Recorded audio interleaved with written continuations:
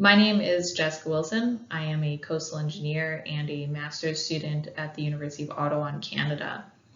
My co-authors for this presentation are Iwan Nister, Abdul-Majid Mohammedian, Andrew Cornett, Pauline Falkenrick, and Grant Lamont. Our presentation is on nature-based coastal protection using large woody debris. So first, when I talk about large woody debris, I'm generally referring to logs or driftwoods larger than about 2 meters in length and 30 centimeters in diameter.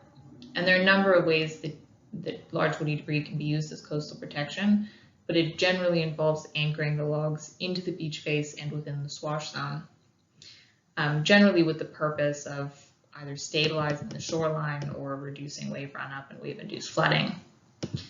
And although this technique has been used for several decades, increased usage over the last few years is being driven by a number of social, economic, and ecological factors, including a general increased demand for nature-based solutions.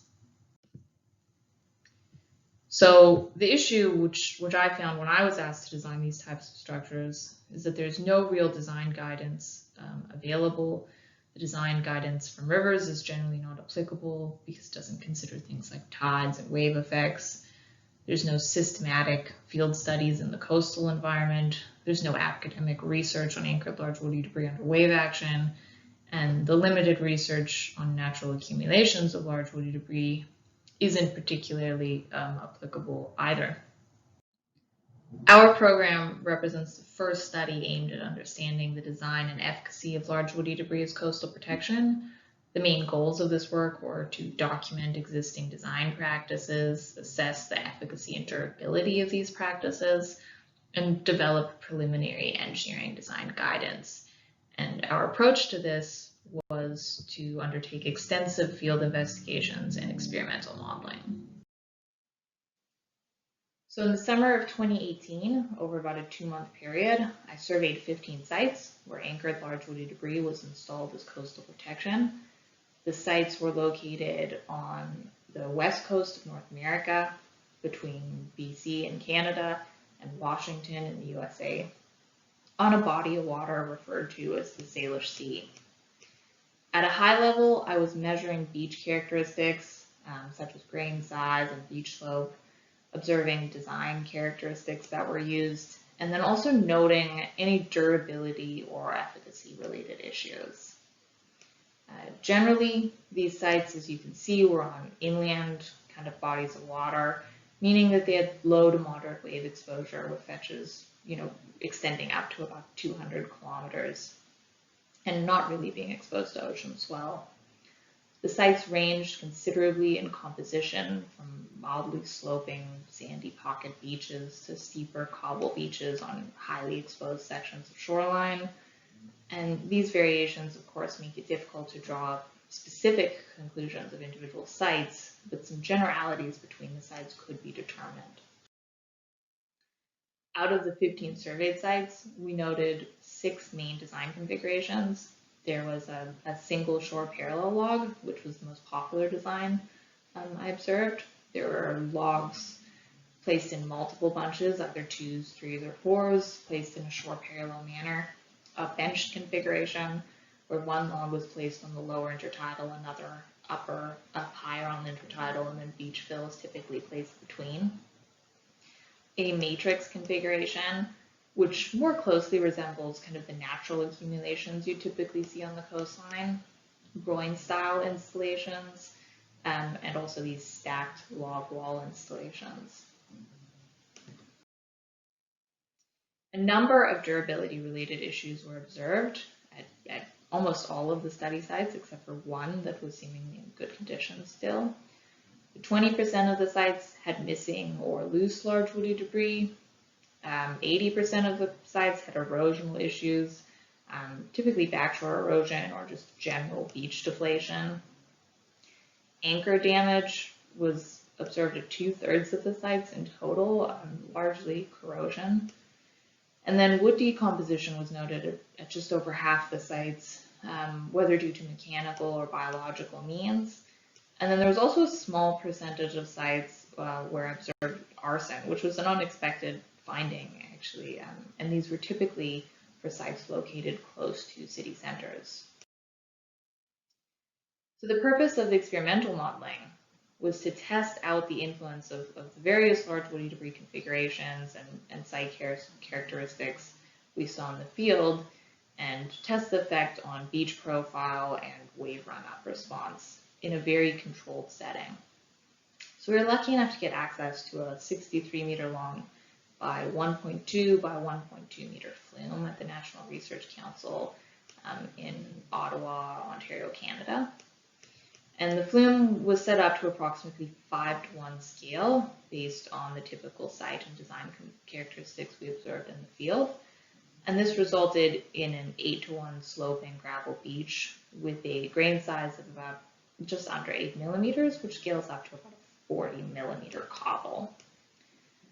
The large woody debris models, which you can see here, were placed at the still water level and were constructed out of a 114 millimeter PVC piping, which had an extendable end, which we could so we could expand the log in place to apply pressure to the sidewalls of the flume such that it wouldn't move.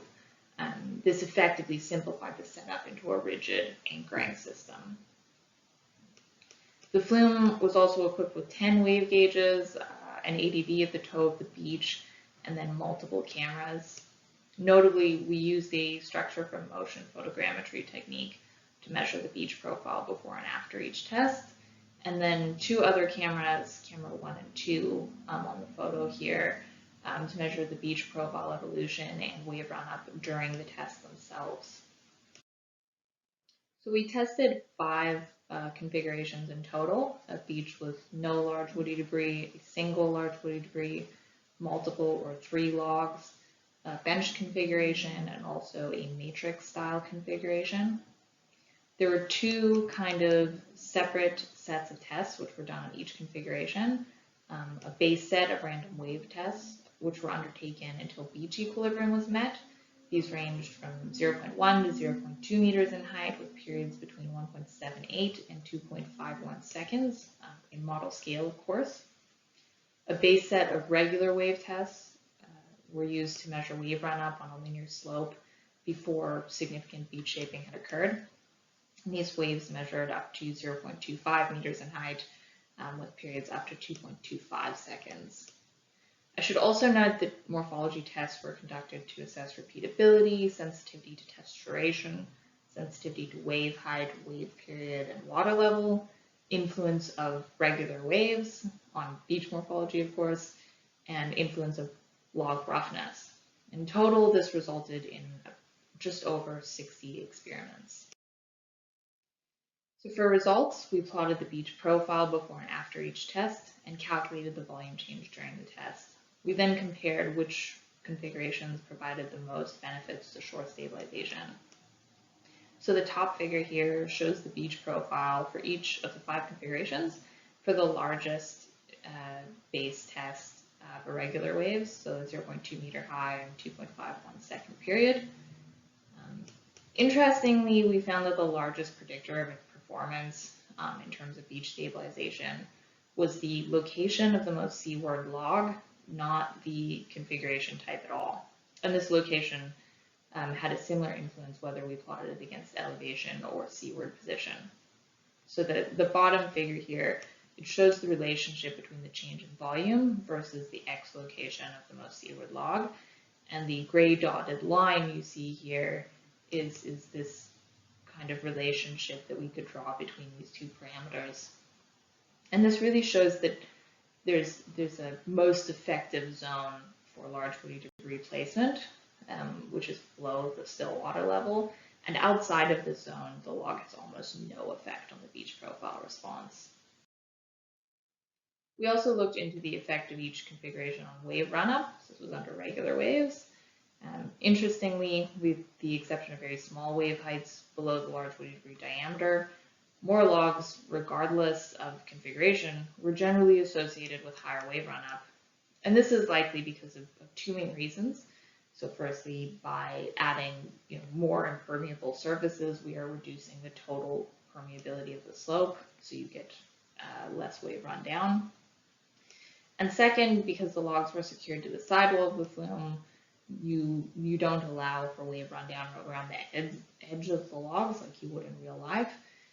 And because of this, it results in ponding the water on the upland side of the log, which allows for increased wave runup of these subsequent waves.